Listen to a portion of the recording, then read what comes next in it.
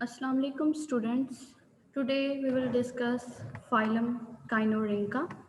जैसा कि हम स्टडी कर रहे हैं सूडोसिलोमेट्स ट्रिप्लोब्लास्टिक ऑर्गेनिजम्स, जिसमें हम उसका फाइलम नंबर 1 रोटिफेरा डिस्कस कर चुके हैं and the phylum Chinorhyncha is the second phylum of pseudocoelomates. Characteristics क्या हैं ये Chinorhyncha की? Chinorhyncha are small less than 1 millimetre long. ये 1 मिलीमीटर तक इनका साइज है. इलोंगेट हैं, बाइलेटरली सिमेट्रिकल वर्म्स. इसमें बाइलेटरी सिमेट्री है और ये ज़्यादातर मैरीन इन्वायरमेंट में मौजूद होते हैं where they live in the mud and sand. और इसके अलावा इसमें because they have no external cilia और लोकोमोटरी अपेंडेजेस. इसमें अगर हम देखा जाए इसकी बॉडी स्ट्रक्चर्स को, तो ये देखिए यहाँ पर ना तो कोई सीलिया है, जबकि साइज़ इनका 1 मिलीमीटर ही है, स्मॉल इन साइज़, लेकिन सीलिया नहीं है जिनकी बीटिंग से ये वाटर में मूव करे. तो सीलिया भी नहीं है और दूसरे भी कोई लोकोमोटरी अपेंडेजेस नहीं है.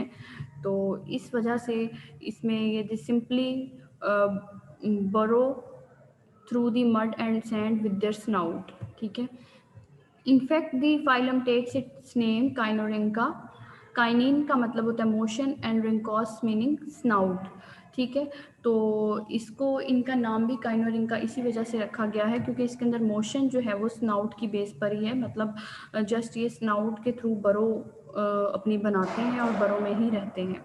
The phylum Chinorhyncha contains about 150 known species. External body features. The body surface of a Chinorhyncha is devoid of cilia. इसमें cilia absent होते हैं and is composed of 13 to 14 definite units called zonites. इनकी body में Chinorhyncha में जो है specific units होते हैं जिसकी वजह, और हर units क्या कहलाता है? zonite. और ये 13 से 14 जो है वो यूनिट होते हैं. यहाँ से अगर आप पहला जो है वो यूनिट स्टार्ट करें तो ये इस तरह से 2, 3, 4, 5, 6, 7 एंड ऑनवर्ड ये इसमें यूनिट्स होते हैं and called as zonite. The head represented by zonite 1. ये अगर हम इसके हेड को देखें, ये हेड है और तो हेड जो है वो हम कंसीडर करेंगे इसका पहला जोनाइट है. और इसके अंदर क्या क्या आ जाता है? इसके हेड रीजन में माउथ होगा एंड ओरल कोन. ये यहाँ देख सकते हैं कोन लाइक स्ट्रक्चर है, तो ये है ओरल कोन है एंड स्पाइंस. और इसमें कुछ जो है वो स्पाइंस भी होंगे यहाँ पर जिसको हम ओरल स्टाइलेट भी कहते हैं. स्पाइंस जो है वो जो माउथ रीजन में स्पाइंस हैं वो क्या कहलाएंगे? Oral stylet. तो इसका हेड जो है वो एक जोनाइट पर मुश्तमिल है और हेड के अंदर इसके माउथ, ओरल कोन और ओरल स्टाइलेट मौजूद है. नेक्स्ट है इसमें the neck represented by zonite 2 contains spines called scalids and plates. जो स्पाइंस होते हैं नेक के अंदर वो स्केलेट्स कहलाते हैं और कुछ प्लेट्स भी होती हैं वो क्या कहलाती हैं? प्लेसिड्स कहलाती हैं. तो ये यहाँ पर अगर इस रीजन को देखें, ये वाला जो यूनिट है ये इसका सेकंड यूनिट यानी कि जोनाइट है, नेक रीजन है, जिसके अंदर ये आप देख सकते हैं ये जो स्पाइंस हैं उनको स्केलेट्स का नाम दिया गया है और कुछ ये प्लेट्स हैं जो कि इसकी नेक और इसके बाकी ट्रंक रीजन के दरमियान में ये जंक्शन पर हैं प्लेट्स कॉल्ड एज प्लेसिड्स.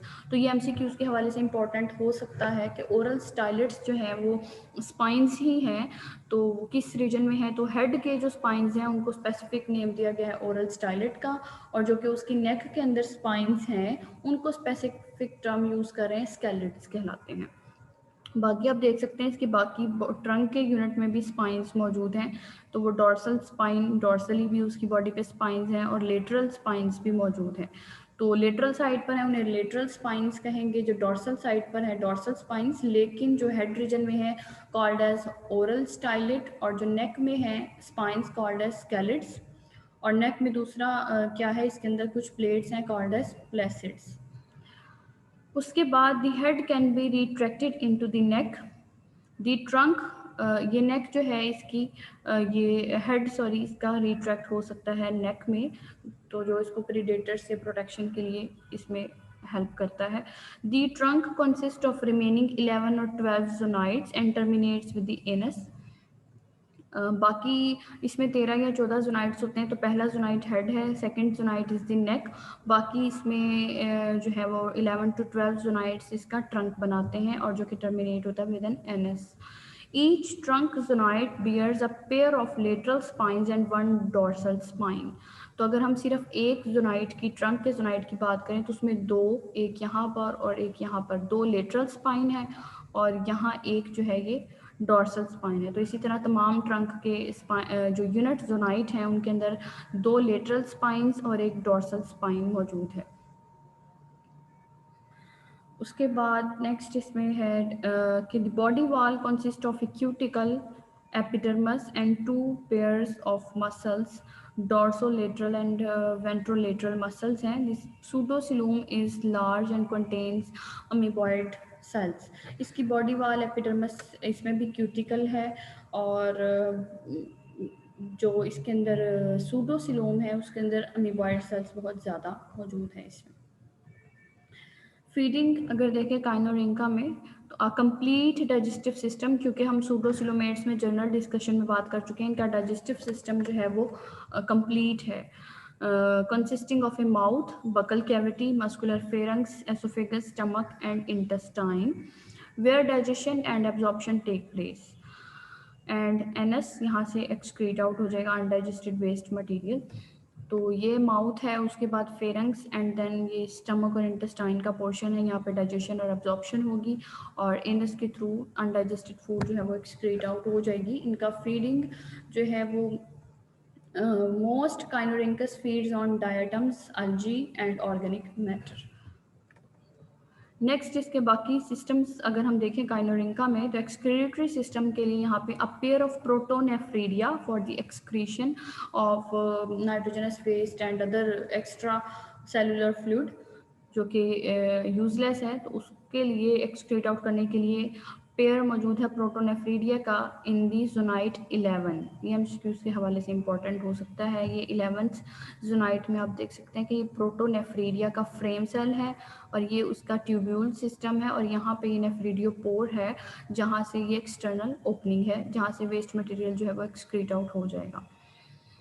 नेक्स्ट इसमें है the nervous system of the kinorhynchs consist of a brain and single ventral nerve cord with a ganglion, a mass of nerve cells in each zonite. इनके जो nervous system है वो ventral side पे, अगर body की ये ventral side अगर हम देखें तो यहाँ पर एक जो है वो सिंगल नर्व कॉर्ड होगी और जिसमें ganglion, mess of nerve sales होंगे। हर जो है वो जोनाइट में ये सिंगल नर्व कॉर्ड मौजूद होगी। इसके अलावा इसमें ब्रेन भी है। ब्रेन आप देख सकते हैं, ये भी बाइलोब्ड ब्रेन, यहाँ पर इसकी स्केलेट्स और प्लेसिड मतलब नेक रीजन से ऊपर हेड रीजन की बेस पर यहाँ पर एक ब्रेन भी मौजूद है। इसके अलावा आई स्पॉट्स और सेंसरी ब्रिस्टल्स इनके हेड रीजन में होंगे। Eye spots for the photo receptors and sensory bristles इनकी जो है वो कोई भी केमो रिसेप्टर के तौर पर एक्ट कर सकते हैं।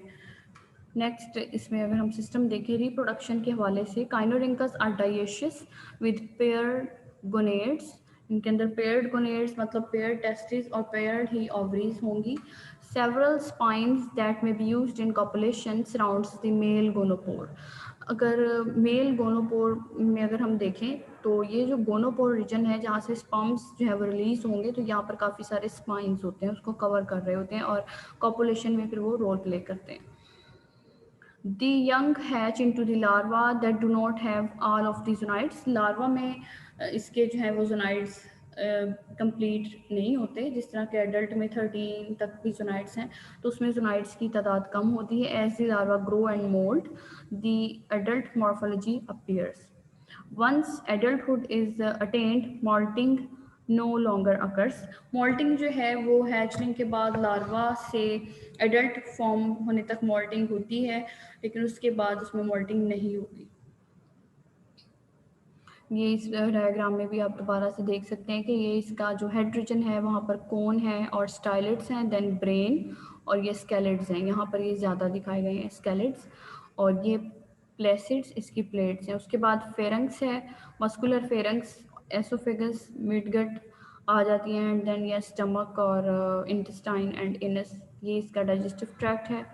और साइड पर अगर हम देखें, ये वेंट्रल साइड शो की गई है, ओवरीज हैं यहाँ पर।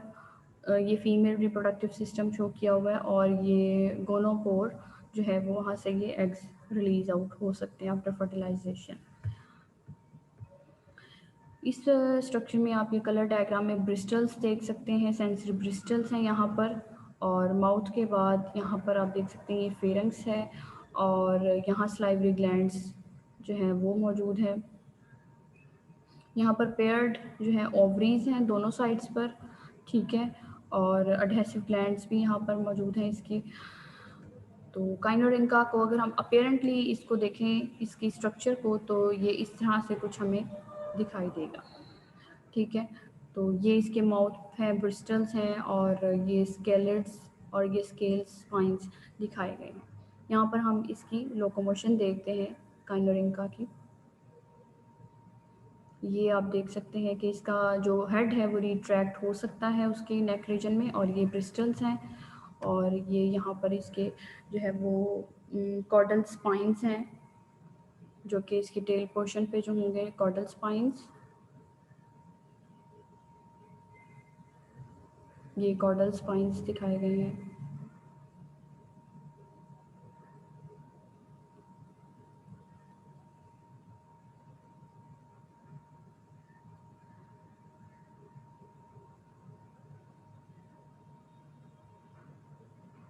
तो ये भी मैरीन इन्वायरमेंट में इनकी लोकोमोशन देखें।